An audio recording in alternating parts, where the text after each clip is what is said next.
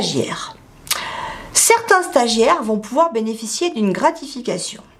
Sont exclus de cette gratification les stagiaires étudiants, les stagiaires écoles si vous voulez, qui font moins de 2 mois de stage. Mais également les stagiaires de la formation continue. En effet, ces derniers bénéficient bien souvent d'une rémunération par ailleurs, donc ils ne pourraient pas cumuler les deux. C'est malheureux quand même pour ceux qui n'ont aucune rémunération, mais ils ne sont pas prévus par le dispositif. Donc nos stagiaires étudiants ou nos stagiaires écoles, qui eux font plus de 2 mois de stage, ont droit à une gratification. C'est une obligation légale. Pourquoi ? Parce qu'il y a eu bien trop d'abus. Cette gratification reste quand même relativement légère. Elle se monte à 3,90 € de l'heure. 3,90 € multiplié par le nombre d'heures réellement effectuées par le stagiaire.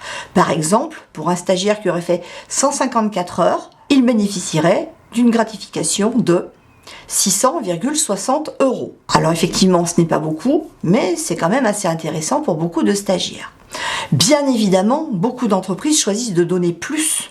Déjà, beaucoup d'entreprises choisissent de donner dès, je dirais pas dès le premier jour de stage, mais déjà dès le premier mois de stage, certaines entreprises choisissent de donner et certaines ont des gratifications qui peuvent aller jusqu'au SMIC, voire même au-delà. Donc c'est quand même relativement intéressant pour les stagiaires. Les cotisations.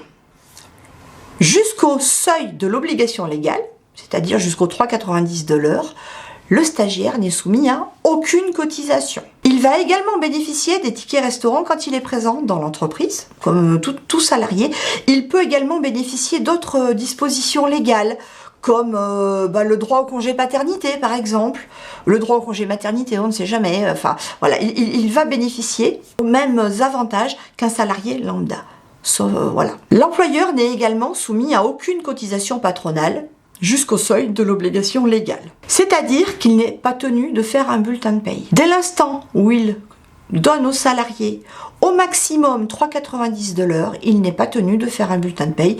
Il peut le donner alors par chèque ou même par espèce, à la rigueur, rien ne lui interdit, il peut le lui donner sans bulletin de paye. Toutefois, nous vous conseillons quand même d'en faire un de façon à justifier le montant qui aura été versé. Je vous laisse maintenant regarder le bulletin de paye du stagiaire. Ici, vous verrez, nous avons mis 2 lignes.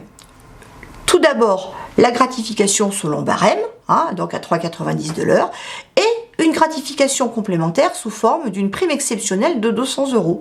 Vous constaterez donc que les cotisations salariales et patronales ne se déclenchent que sur cette assiette de prime exceptionnelle et pas sur la totalité du salaire brut du stagiaire. Et voilà, nous en avons fini avec tous les bulletins de paye entre guillemets spécifiques. Maintenant, je pense que vous êtes au point sur le sujet, nous allons pouvoir commencer la partie exercice.